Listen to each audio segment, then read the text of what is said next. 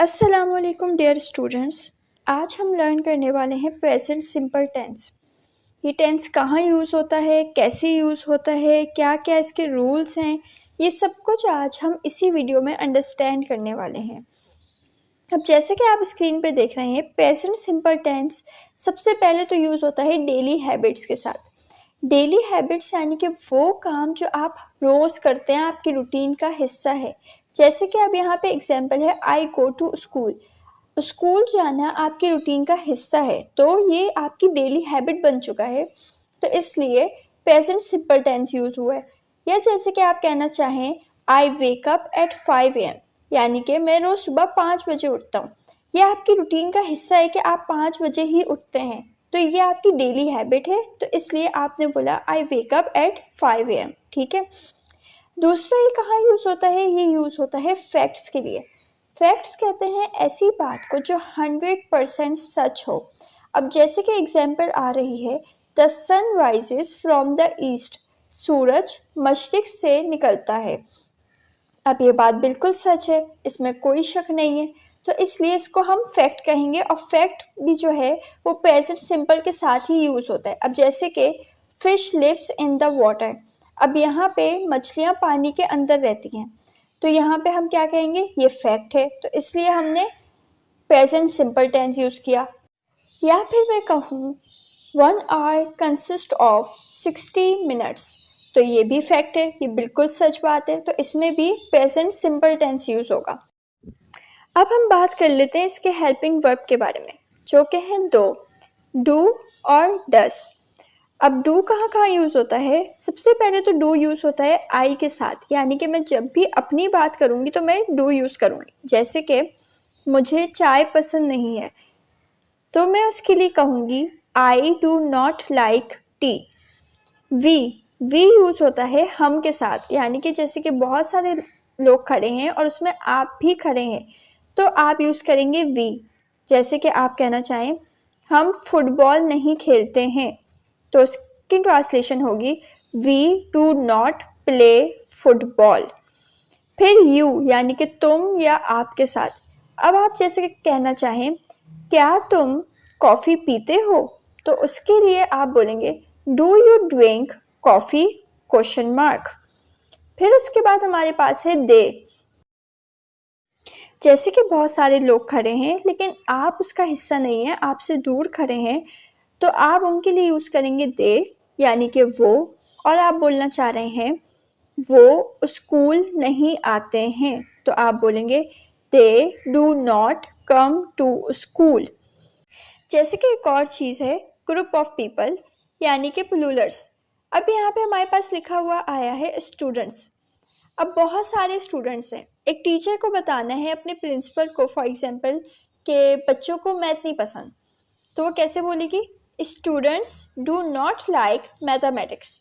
ये आप देखें, स्टूडेंट्स ग्रुप ऑफ पीपल हैं, यानी कि बहुत सारे स्टूडेंट्स हैं, और उसके साथ हमने क्या यूज़ किया, डू।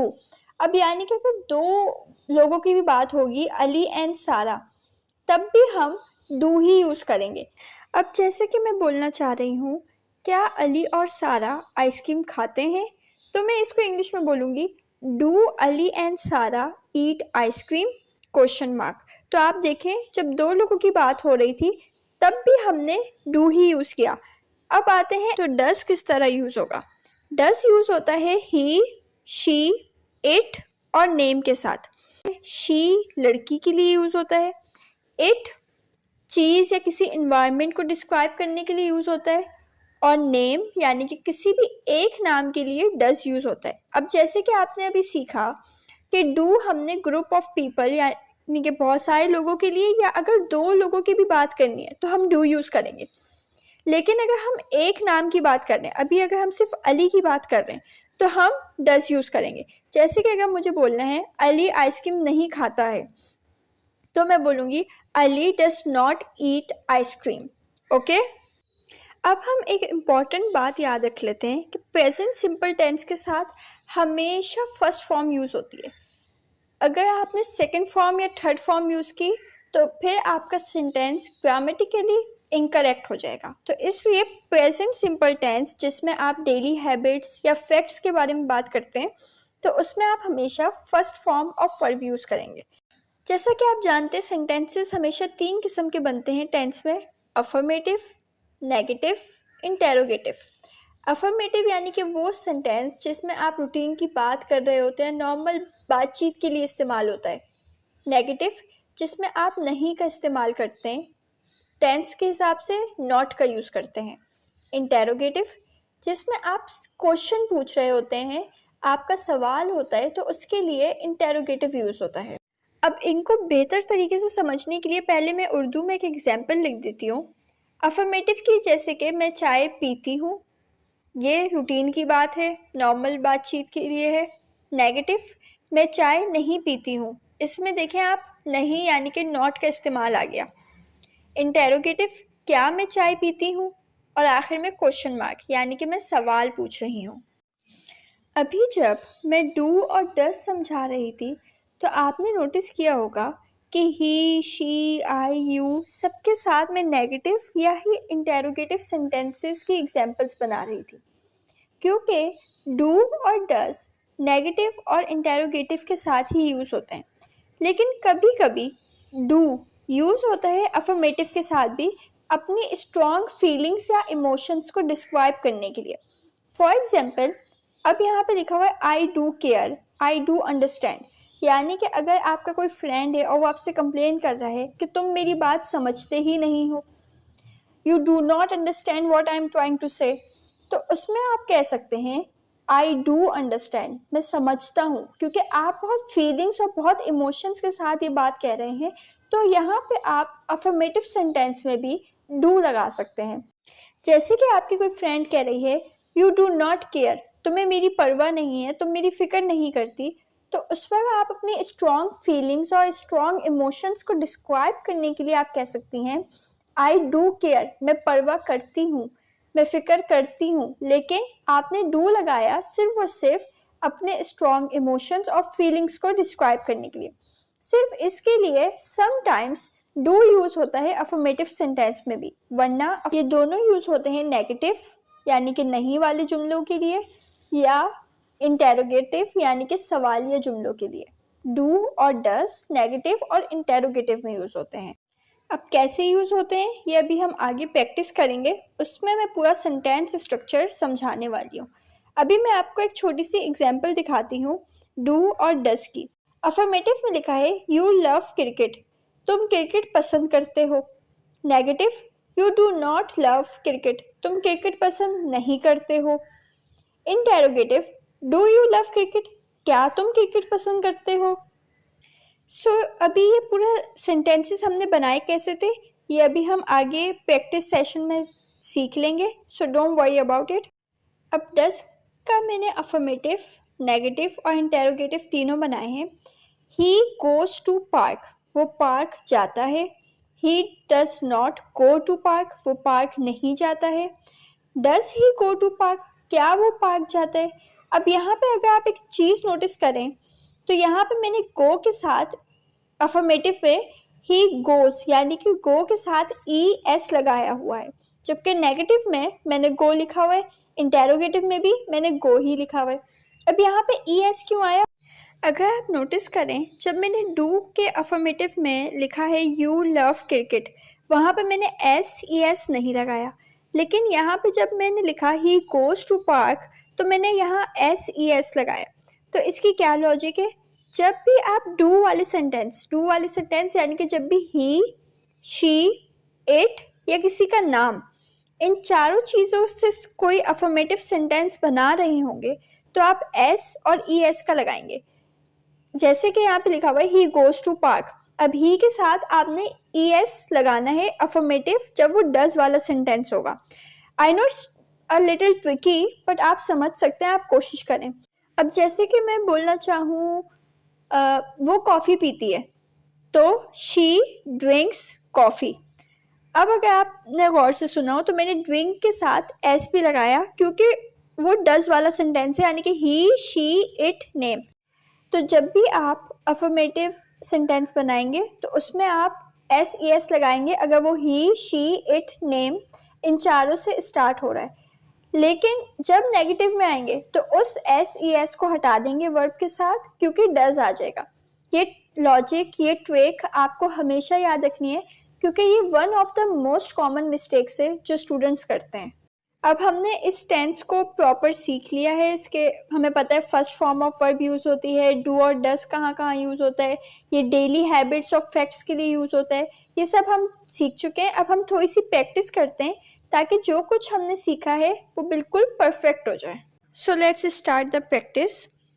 प्रैक्टिस में नंबर 1 पॉइंट जो है वो है मैं पानी पीता हूँ। अब इसको इंग्लिश में कन्वर्ट करने के लिए मुझे चाहिए सबसे पहले स्ट्रक्चर। तो यहाँ पे आपने देखा मैंने लिखा सब्जेक्ट प्लस वर्ब की first form plus object. Subject होता है जो काम कर रहा है, ठीक है, जो मेन एलिमेंट है जो काम कर रहा है उसे कहते हैं सब्जेक्ट। ऑब्जेक्ट कहते हैं जिस पे काम हो रहा है। अब यहाँ पे सबसे पहले तो नोटिस करें सेंटेंस कौन सा है, ये अफर्मेटिव है, नेगेटिव है या इंटेरोगेटिव है। अब यहाँ पे नहीं तो आया नहीं है इस पूरे सेंटेंस में, और ना ही इसमें क्वेश्चन मार्क है, ना ही स्टार्ट में क्या है। तो हमें समझ आ गया ये अफर्मेटिव सेंटेंस है जो नॉर्मल रूटीन की बात करने के लिए, बातचीत के लिए यूज़ होता है। अब यहाँ पे सब्जेक्ट कैसे हम पहचानेंगे, जो काम कर रहा है, यानी कि मैं पानी पीता हूँ, तो यहाँ पे मैं हो गया सब्जेक्ट। मैं को अगर हम इंग्लिश में कन्वर्ट करें तो वो बन जाएगा आई। उसके बाद यहाँ पे है पानी। अब पानी मैंने आपको क्या बताया, जो काम जिस पे हो रहा है उसे कहते हैं ऑब्जेक्ट। अब यहाँ पे पानी है जो पिया जाएगा, तो पानी हो गया ऑब्जेक्ट, यानी कि पानी को इंग्लिश में कहते हैं वाटर। पीता हूँ, इसके लिए हम यूज़ कर लेंगे ड्रिंक, यानी कि पीने को इंग्लिश में कहते हैं ड्रिंक। तो यहाँ पे हमने वर्ब की फर्स्ट फॉर्म ले ली ड्रिंक। अब मैं पानी पीता हूँ, इसको मैं इंग्लिश में जब कन्वर्ट करूँगी तो सबसे पहले आना चाहिए सब्जेक्ट, फिर वर्ब की फर्स्ट फॉर्म और फिर ऑब्जेक्ट। सब्जेक्ट यानी कि मैं, यानी कि आई प्लस फर्स्ट फॉर्म वर्ब की, तो यानी I drink plus object. I drink, object क्या है पानी, आई ड्रिंक वाटर। अब बिल्कुल इसी तरह हमें सेंटेंस नंबर 2 अंडरस्टैंड करना है, जो कि है क्या वो टीवी देखते हैं। अब यहाँ पे क्या और क्वेश्चन मार्क से हमें पता चल गया कि ये इंटेरोगेटिव सेंटेंस है।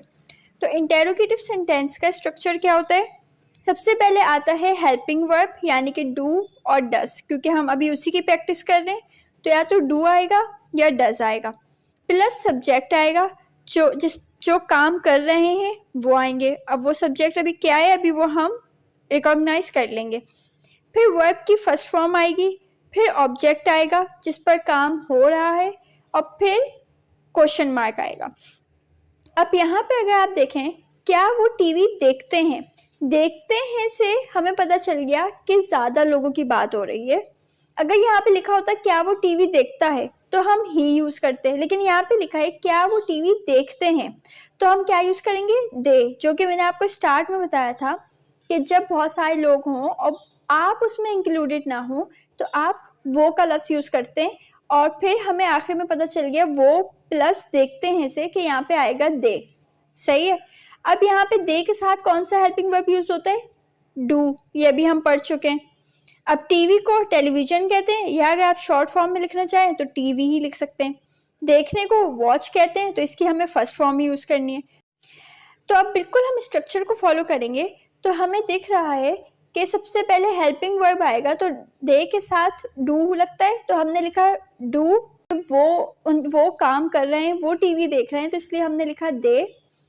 फिर आएगा वर्ब, वर्ब क्या है, देखते हैं, तो उसके लिए हमने फर्स्ट फॉर्म यूज़ की वॉच, डू दे वॉच, और फिर ऑब्जेक्ट यानी कि जिस पे काम हो रहा है। अब यहाँ पे टीवी है जो देखा जा रहा है, जो देखा जाता है, तो इसलिए ये ऑब्जेक्ट बन गया, तो हमने लिखा टीवी, और फिर क्वेश्चन मार्क, क्या वो टीवी देखते हैं, do they watch TV, question.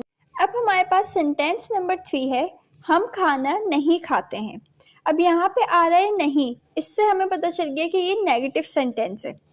Negative sentence का स्ट्रक्चर क्या होता है, सबसे पहला आता है सब्जेक्ट जो काम कर रहे हैं या कर रहा है, फिर आता है हेल्पिंग वर्ब, डू या डज में से कोई भी आ सकता है, प्लस नॉट, यानी कि फिर उसके बाद आएगा नॉट क्योंकि सेंटेंस में नहीं का इस्तेमाल हुआ है, फिर आएगा वर्ब की फर्स्ट फॉर्म और फिर आएगा ऑब्जेक्ट। अब यहाँ पे हम खाना नहीं खाते हैं, तो हम के लिए मैंने क्या बताया था, यानी आप भी इसमें इंक्लूडेड हैं। तो यहाँ पे हम के लिए आ जाएगा वी। खाना फूड, नहीं नॉट, खाते हैं तो इसके लिए हम फर्स्ट फॉर्म यूज करेंगे ईट। अब इसको हम किस तरीके से कन्वर्ट करेंगे, वी के साथ हमेशा कौन सा हेल्पिंग वर्ब यूज होता है, डू, ये भी हम पढ़ चुके हैं। तो इसको जब हम नेगेटिव में कन्वर्ट करेंगे तो अब हम स्ट्रक्चर को देखते हुए सबसे पहले आएगा सब्जेक्ट यानी कि वी, हम, हेल्पिंग वर्ब यानी कि डू, क्योंकि वी के साथ हमेशा डू लगता है, डू, और फिर उसके बाद आएगा नॉट क्योंकि ये नेगेटिव सेंटेंस है, वी डू नॉट। फिर वर्ब की फर्स्ट फॉर्म आएगी जो कि यहाँ पे है ईट, वी डू नॉट ईट, और फिर आखिर में आएगा ऑब्जेक्ट यानी कि जिस पे काम हो रहा है। अब यहाँ पे खाना है जो नहीं खाया जा रहा है, तो हम लिखेंगे we do not eat food. अब हमारे पास सेंटेंस नंबर 4 है जो कि है मैं रोज़ कॉलेज जाती हूँ। अफर्मेटिव सेंटेंस का स्ट्रक्चर मैं ऊपर लिख चुकी हूँ, तो आप वीडियो को रिवाइंड करके दोबारा देख सकते हैं। अब मैं के लिए यूज़ होगा आई, क्योंकि अपनी बात कर रही हूँ मैं। रोज़ के लिए हम यूज़ कर सकते हैं एवरीडे या डेली, जो भी सूटेबल लगे। कॉलेज को इंग्लिश में भी कॉलेज ही कहते हैं। जाती हूँ तो फर्स्ट फॉर्म यूज़ करनी है, इसलिए हमने लिखा गो। तो अब जब इसको हम स्ट्रक्चर के मुताबिक कन्वर्ट करेंगे इंग्लिश में तो क्या होगा, आई गो टू कॉलेज एवरीडे या आई गो टू कॉलेज डेली, दोनों करेक्ट हैं ग्रामेटिकली। अब हमारे पास लास्ट सेंटेंस है अली रोज़ाना नमाज पढ़ता है। अब यहाँ पे मैंने आपको, जब याद होगा जब मैं आपको डू और डस के बारे में समझा रही थी तो मैंने कहा था जब एक नाम की बात होगी तो उसके साथ हमेशा डस लगेगा। अब यहाँ पे सिर्फ अली की बात हो रही है तो इसलिए हमें ये तो समझ आ गया कि यहाँ पे डस लगेगा। अली रोज़ाना नमाज पढ़ता है तो ये अफर्मेटिव सेंटेंस है, इसमें नहीं का इस्तेमाल भी नहीं है और क्वेश्चन मार्क और क्या भी नहीं है, तो इसलिए हमें समझ आ गया ये अफर्मेटिव सेंटेंस है।